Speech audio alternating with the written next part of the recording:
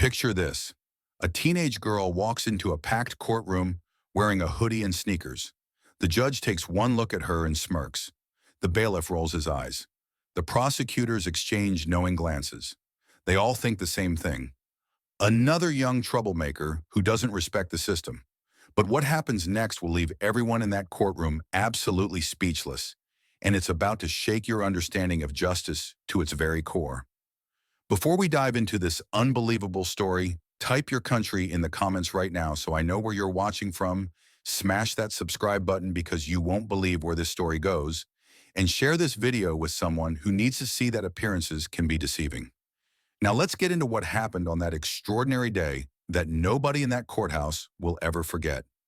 The morning started like any other Tuesday at the Metropolitan County Courthouse. Judge Robert Harrison, a man who'd presided over his courtroom for 23 years, sat behind his elevated bench with the kind of confidence that only decades of authority can provide. His gray hair was perfectly combed, his black robe pressed to perfection, and his gavel within easy reach. He'd seen thousands of cases, heard every excuse imaginable, and prided himself on running the tightest ship in the entire judicial system. His courtroom was his kingdom, and everyone who entered knew they were playing by his rules. The morning docket was packed as usual, a never-ending parade of cases that blurred together after so many years on the bench. Traffic violations, petty theft, domestic disputes, the usual fare that filled the daily grind of municipal court. Judge Harrison had developed a system over the years, a way of sizing people up the moment they walked through those heavy wooden doors. He could tell who would plead guilty, who would waste his time with excuses, and who genuinely deserved a second chance. Or at least that's what he believed. The bailiff, Marcus Chen, a stern-faced man in his 40s who'd worked with Judge Harrison for over a decade, stood at attention near the door. He'd learned to read the judge's moods, knew when to speak and when to remain silent, and had become an extension of the judge's authority in the courtroom.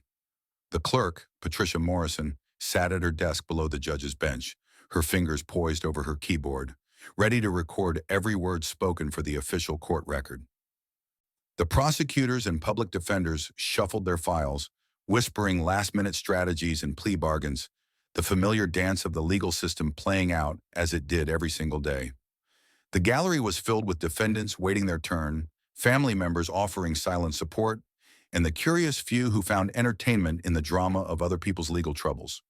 The air conditioning hummed steadily, fighting against the body heat of too many people packed into one space. The fluorescent lights cast their harsh glow over everything, making everyone look slightly tired and washed out. This was the machinery of justice, grinding forward one case at a time, and everyone present had their assigned role to play. Judge Harrison glanced at his watch. 9:15. They were running behind schedule already, and they hadn't even gotten through the first 10 cases. He sighed, a sound of professional frustration that Patricia had heard 1,000 times before. She didn't even look up. The judge lifted the next file from his stack, squinting at the name printed on the tab. Case number 2478, The People versus Malik Johnson. Another routine case, or so it seemed from the brief description. Failure to appear on a previous citation, driving with a suspended license, and resisting arrest. The judge had seen this pattern countless times. Young person makes a mistake, gets a citation, doesn't show up for court, drives anyway because they need to get to work, gets pulled over again, panics, and suddenly they're facing multiple charges that could derail their entire future. It was a cycle he'd witnessed repeat itself with depressing regularity. And while part of him felt sympathy for how easily young people could get caught in the system, another part of him had grown weary of what he saw as a lack of personal responsibility. Bailiff, call the next case, Judge Harrison announced, his voice carrying the practiced authority of someone who expected immediate compliance. Marcus stepped forward, his posture military straight, and called out in his deep baritone voice that echoed off the wood-paneled walls. Case 2478, The People versus Malik Johnson. Will the defendant please approach the bench? The gallery stirred slightly, people craning their necks to see who would stand up. But what happened next caused a ripple of surprise through the courtroom. Instead of a young man approaching the bench as everyone expected from the name Malik Johnson, a teenage girl rose from her seat in the back row. She couldn't have been more than 17 or 18 years old. She wore a gray hoodie that was slightly too large for her frame, baggy jeans with worn knees, and white sneakers that had seen better days. Her hair was pulled back into a simple ponytail, and she carried a backpack slung over one shoulder that looked like it weighed almost as much as she did. No briefcase, no legal pad, no suit, nothing that suggested she belonged anywhere near a courtroom proceeding, except as a defendant. The girl walked down the center aisle with steady steps, her chin up, her expression neutral. She didn't look nervous or frightened or even particularly concerned, which struck Judge Harrison as odd. Most young defendants showed some sign of anxiety when facing a judge. This girl looked like she was simply going through a familiar routine, like she'd done this 100 times before. The prosecutors at their table exchanged glances, one of them whispering something that made his colleague chuckle quietly. The public defender assigned to the morning docket looked up from his notes, saw the girl approaching, and quickly shuffled through his files, clearly trying to figure out if she was his client and why he hadn't been briefed. The girl reached the defendant's table and stood there, placing her backpack on the floor beside her, waiting. Judge Harrison looked from the file to the girl and back again, his brow furrowing. "You're Malik Johnson?" he asked, his tone suggesting he already knew something was wrong. The girl's voice was clear and calm when she responded. "I'm here on behalf of Malik Johnson, Your Honor. He's unable to appear today due to circumstances beyond his control." Judge Harrison's expression hardened. This was exactly the kind of nonsense he didn't have patience for. Someone sends their daughter or sister or girlfriend to court to make excuses. "Young lady, where is your brother? Your boyfriend? Whoever Malik Johnson is, he's supposed to be here, not you. This is a court of law, not a place where you can send substitutes." The girl didn't flinch. "I understand, Your Honor, but I'm here to address the charges on behalf of my client pursuant to his Sixth Amendment right to counsel and the relevant state rules of criminal procedure." The courtroom went completely silent. Even the constant shuffling of papers stopped. Judge Harrison blinked, certain he'd misheard. "I'm sorry, what did you just say?" The girl reached down into her backpack, and several people in the courtroom tensed, but she pulled out a slim folder and opened it calmly. "I said I'm here to represent Malik Johnson as his attorney of record, Your Honor. I have here my notice of appearance filed with the clerk's office 3 days ago, my bar card, and the signed representation agreement with my client. Everything is in order." The judge leaned back in his chair, and for the first time that morning he looked genuinely surprised. Patricia, the clerk, frantically searched her computer system, clicking through screens. The lead prosecutor, David Martinez, a man in his 50s with salt and pepper hair and an expensive suit, stood up abruptly. "Your Honor, this is absurd. This child cannot possibly be an attorney." Judge Harrison held up one hand, silencing Martinez.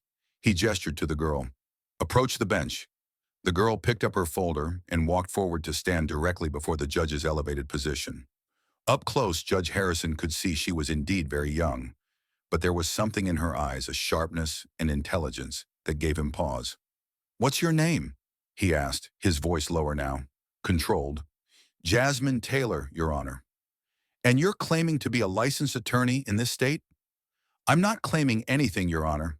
I am a licensed attorney.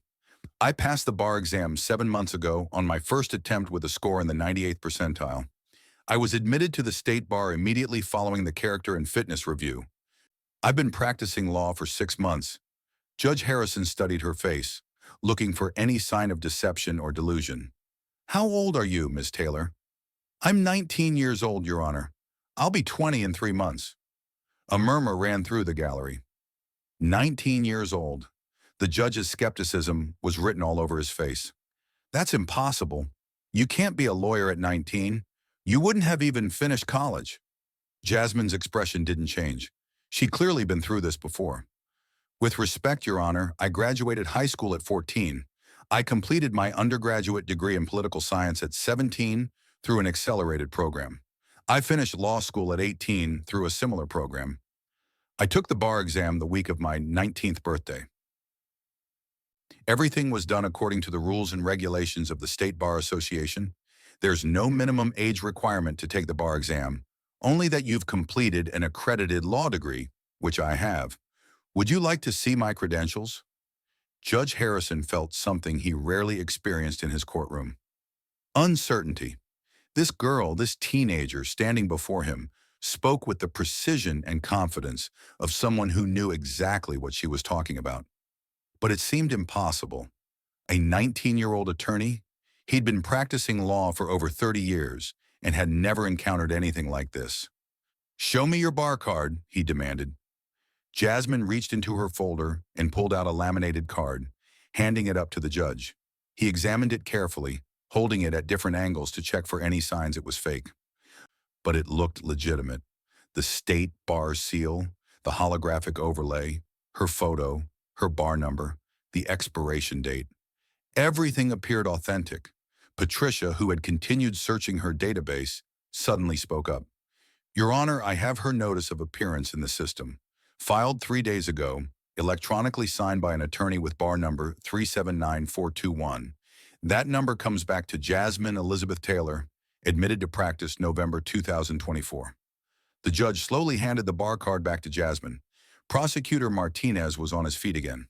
"Your Honor, I request a brief recess to verify this information. This is highly irregular." Judge Harrison couldn't disagree. "Ms. Taylor, step back. Everyone, we're taking a 15-minute recess while I sort this out." He banged his gavel once, stood, and disappeared into his chambers, the folder with Jasmine's credentials in hand. The courtroom erupted in conversation the moment he left. Jasmine calmly returned to the defendant's table, pulled out her phone, and began reviewing her notes as if nothing unusual had happened. The prosecutor immediately called someone on his cell phone, speaking in hushed, urgent tones. The public defenders in the room gathered in a corner, talking among themselves and occasionally glancing over at Jasmine, with expressions mixing disbelief and curiosity. The gallery buzzed with speculation. Who was this girl? Was she for real? How could someone so young possibly be a lawyer? In his chambers, Judge Harrison sat at his desk and opened his laptop. He pulled up the State Bar website and entered Jasmine's bar number. The result came back immediately. Jasmine Elizabeth Taylor, active member in good standing, admitted November 2024. No disciplinary actions, no complaints. Everything about her credentials checked out as completely legitimate. He sat back in his leather chair, shaking his head in amazement. In 23 years on the bench, he thought he'd seen everything. Apparently not. He picked up his phone and called his clerk. "Patricia, get me the Bar Association on the line. I want to speak to someone in admissions." 5 minutes later, he was talking to Jennifer Walsh, the director of admissions for the State Bar. "Jennifer, Robert Harrison here. I've got a situation in my courtroom this morning I need you to clarify." "Of course, Judge Harrison. What can I help you with?" "I have a young woman here claiming to be a licensed attorney, 19 years old. Name is Jasmine Taylor. Bar number 379421.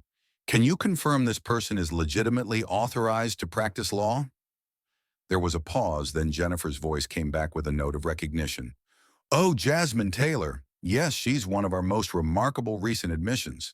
She's absolutely legitimate, Your Honor. Youngest person to pass the bar in our state's history, actually. We get questions about her fairly regularly. Child prodigy type. Genius-level IQ. She went through school incredibly fast. Everything about her admission was by the book, scrutinized carefully, precisely because of her age. She's the real deal." Judge Harrison thanked her, hung up, and sat in silence for a moment. A 19-year-old attorney, a child prodigy, and he'd been about to dismiss her out of hand, had mocked her in front of a full courtroom, had assumed she was just some kid making excuses for a defendant. He felt an uncomfortable twist in his gut. Shame. When was the last time he'd felt that in his own courtroom? He stood, straightened his robe, and walked back out to the bench. The bailiff called for order, and everyone returned to their seats. Judge Harrison sat down and looked directly at Jasmine, who stood calmly at the defendant's table, waiting. "Ms. Taylor," the judge began, his tone notably different from before, more formal, more respectful. "I've verified your credentials. You are indeed a licensed attorney in good standing with the State Bar. I apologize for my earlier skepticism. It was unwarranted. Please proceed with your appearance on behalf of Mr. Johnson." Jasmine nodded graciously. "Thank you, Your Honor. I understand the surprise. I'm used to it.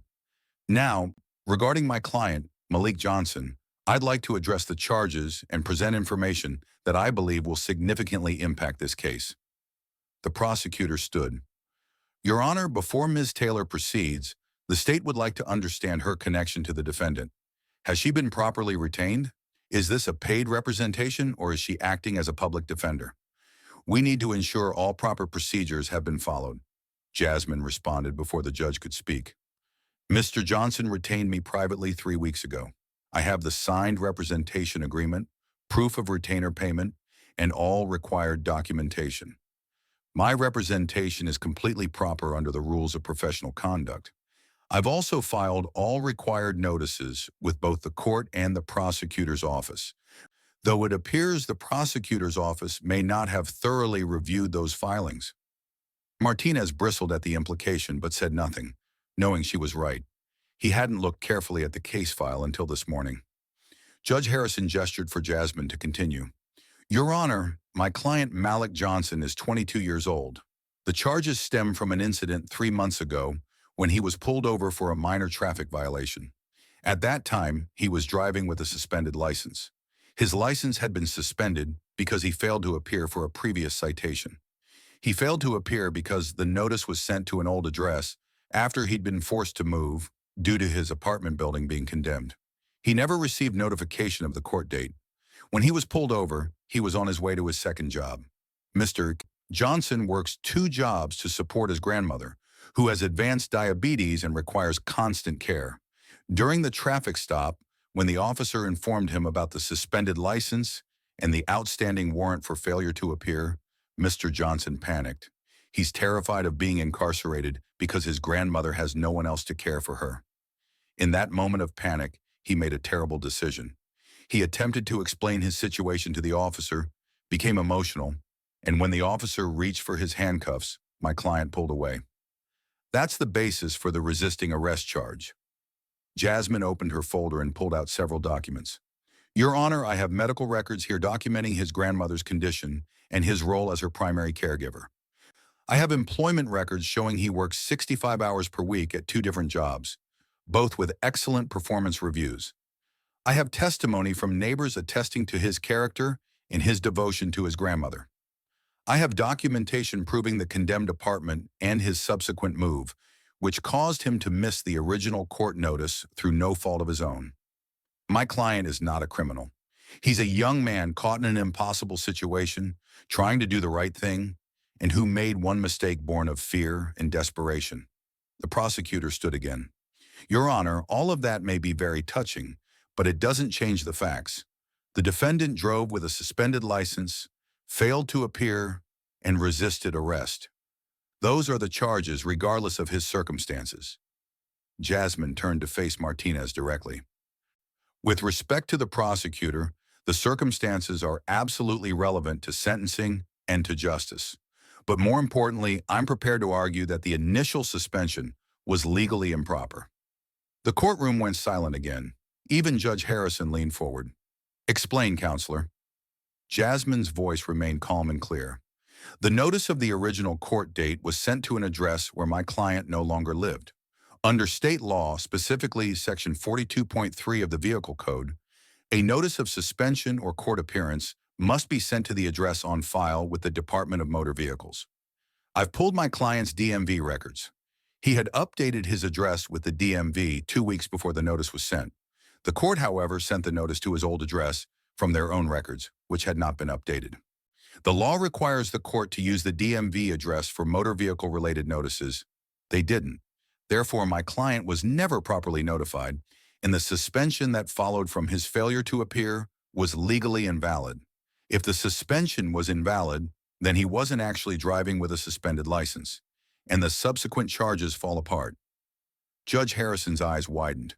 He looked at Patricia. Pull up the case file for the original citation. Patricia's fingers flew over her keyboard.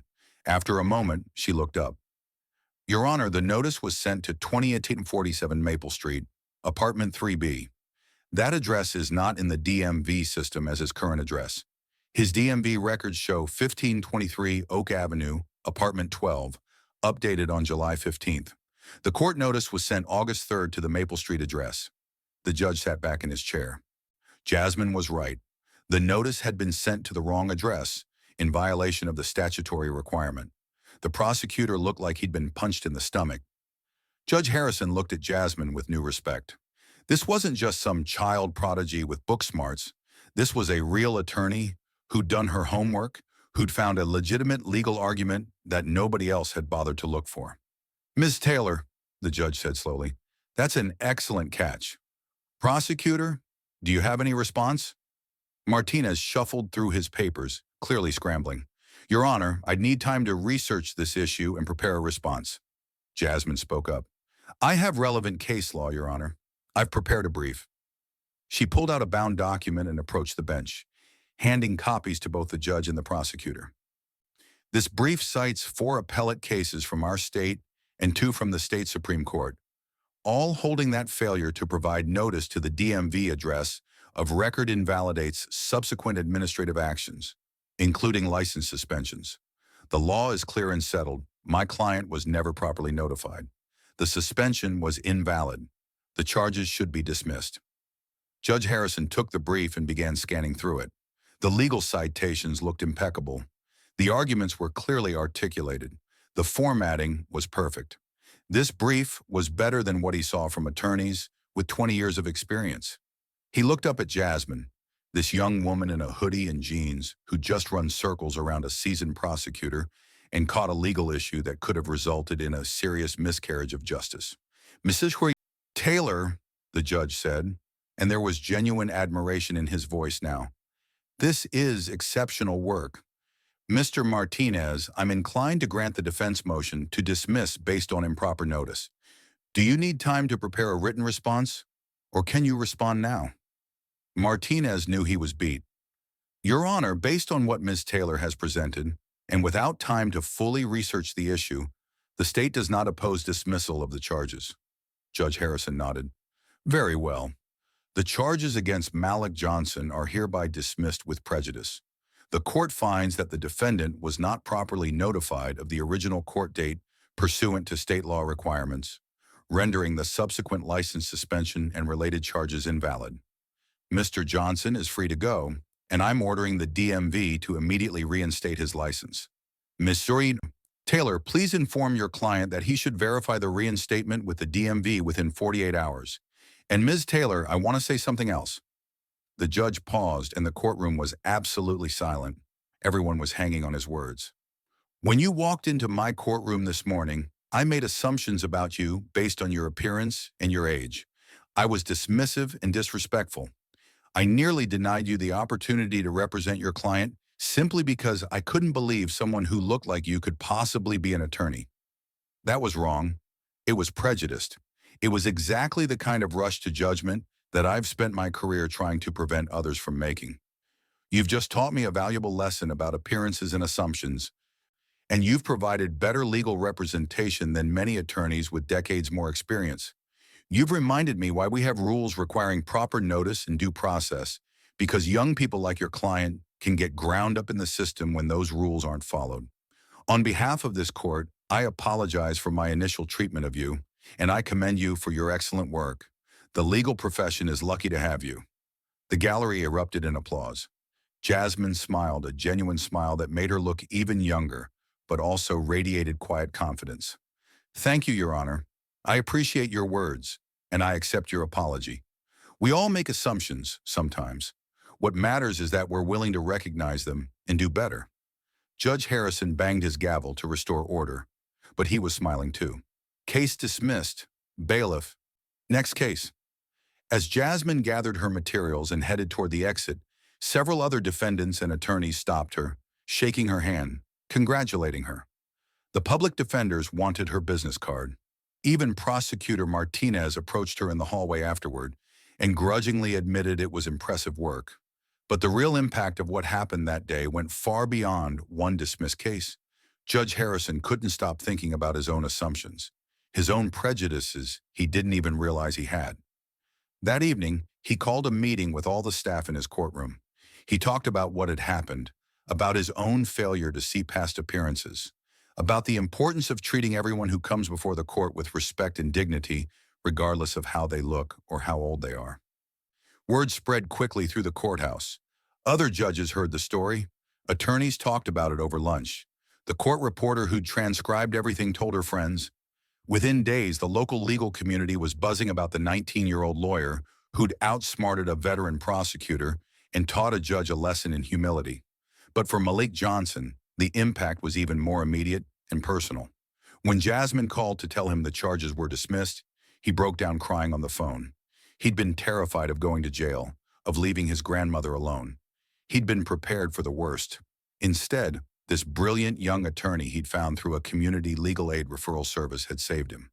She'd seen past the surface of his case, had done the research nobody else would do, and had found the legal argument that set him free. He asked her how much more he owed beyond the small retainer he'd scraped together. She told him nothing, that the retainer covered everything, and that she was just glad she could help. Malik went home that night and told his grandmother everything. The old woman held her grandson's hands and said a prayer of thanks for the angel who'd been sent to help them. For Jasmine, it was just another case, another client she'd been able to help, but she knew the real significance of what had happened in that courtroom. She'd proven something important, not just to Judge Harrison, but to herself and to everyone watching. Age doesn't determine ability. Appearances don't determine intelligence. Degrees and credentials matter, but so do dedication, hard work, and the willingness to fight for what's right. That night, Jasmine sat in her small apartment, surrounded by law books and case files for her other clients, and reflected on the day. She'd faced skepticism and dismissal her entire life. When she graduated high school at 14, people said she was too young for college. When she started college, they said she was too immature for the material. When she applied to law school, admissions officers questioned whether she could handle the rigor. When she took the bar exam, experienced attorneys told her she'd need multiple attempts.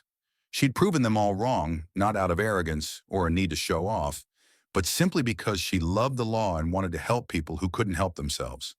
She thought about all the other young people, especially young people of color like herself, who face assumptions and prejudice every day. People who are dismissed because of how they look, where they come from, how they talk, how old they are.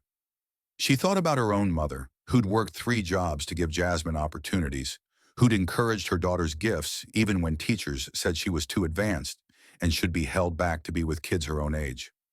She thought about her father, who'd died when she was young, but who'd always told her she could be anything she wanted if she worked hard enough and never let anyone tell her she wasn't good enough. The next morning, Jasmine received a call from Judge Harrison's clerk. The judge wanted to see her in chambers if she had time. Curious, Jasmine arrived at the courthouse that afternoon. Judge Harrison greeted her personally, shook her hand, and invited her to sit. Ms. Taylor, I've been doing a lot of thinking since yesterday. What happened in my courtroom was a wake-up call for me, and I think it should be for others too. I'd like your permission to use that case as a teaching example for judicial training. We have bias training, but it's often abstract. Your case is concrete, real, and powerful. Would you be willing to come speak at our next judicial conference about your experience? Jasmine considered carefully. Public speaking wasn't her favorite activity, but if it could help prevent other young attorneys or defendants from facing the same prejudice she'd encountered, it was worth it. I'd be honored, Your Honor. Thank you for asking. Over the following months, Jasmine's reputation grew.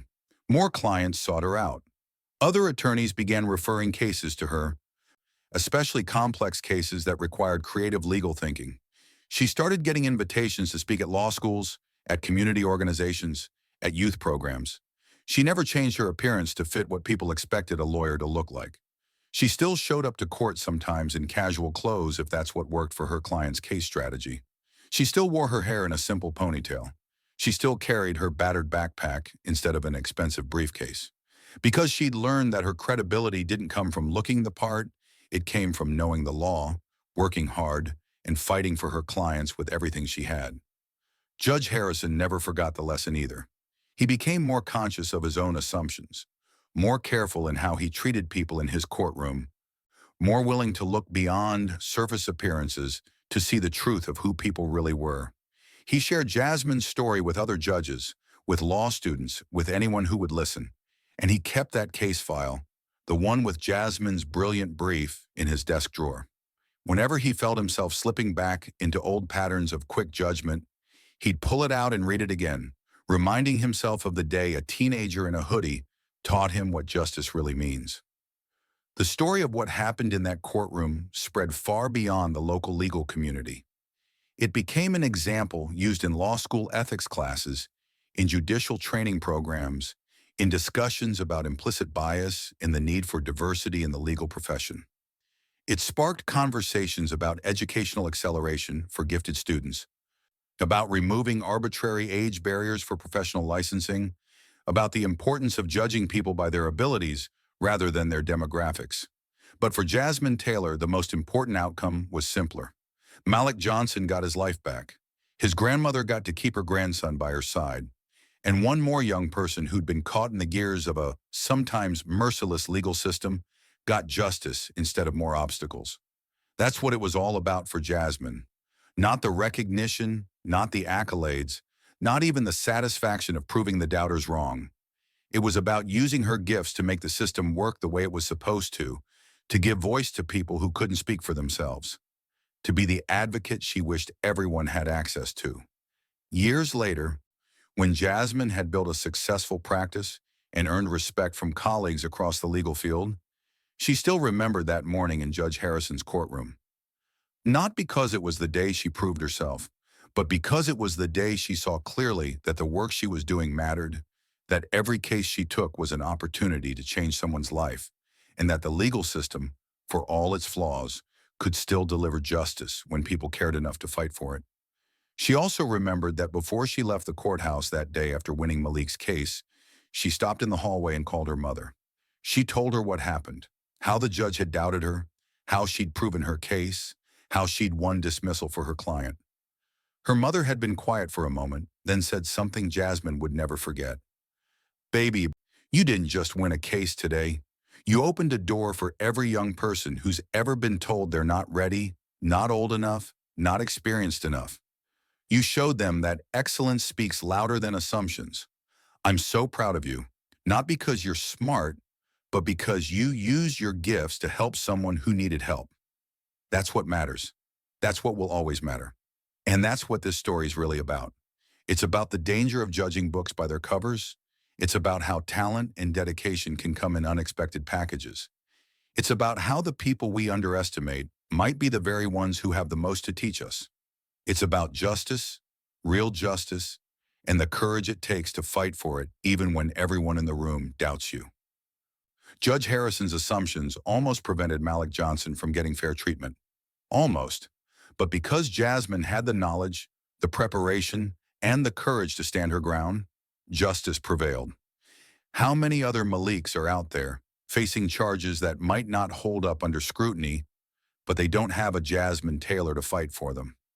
How many young Jasmines are out there, brilliant and capable, but facing closed doors because people can't see past their age or their appearance? This story reminds us that we all have unconscious biases, we all make snap judgments, and we all need to consciously work to overcome those limitations. Judge Harrison deserves credit for being willing to admit his mistake, to apologize publicly, and to learn from the experience. Not everyone in his position would have had that humility. But Jasmine deserves credit for staying calm, professional, and focused on her client's needs even when she was being disrespected. She could have been angry, defensive, or confrontational. Instead, she let her work speak for itself, and in doing so, she made a more powerful statement than any argument could have. So what can we learn from this remarkable true story? First, never underestimate people based on how they look or how old they are. Talent comes in all packages. Second, when you realize you've made an unfair judgment, have the courage to admit it and correct it. Third, excellence is the best response to doubt. Jasmine didn't try to convince anyone she was capable with words alone. She showed them through her work. Fourth, the legal system, for all its problems, can still work when people care enough to make it work. And fifth, sometimes the people we least expect turn out to be exactly who we need. Now I want to hear from you. Type your country in the comments so I can see where all of you amazing viewers are watching from. Have you ever been underestimated because of your age, your appearance, or any other reason? Share your story in the comments. And if this story inspired you, if it taught you something, if it made you think differently about assumptions and judgments, do me a favor. Smash that subscribe button so you don't miss future stories like this one. Hit the notification bell so you're alerted the moment I post new content. And most importantly, share this video with your friends, your family, your colleagues, anyone who needs to hear this message. Share it with young people who are being told they're not ready. Share it with people who've been judged unfairly. Share it with anyone who needs a reminder that appearances can be deceiving and that excellence can come from the most unexpected places. This story needs to reach as many people as possible because the lessons it teaches are too important to keep to yourself. The more people who understand these truths, the more we can work together to build a world where everyone is judged by their abilities and their character rather than surface-level assumptions. Thank you for watching. Thank you for engaging. And remember, the next time you're tempted to judge someone based on how they look, think of Jasmine Taylor, the 19-year-old genius in a hoodie who taught a judge that wisdom doesn't come with age. It comes with dedication, knowledge, and the courage to fight for what's right.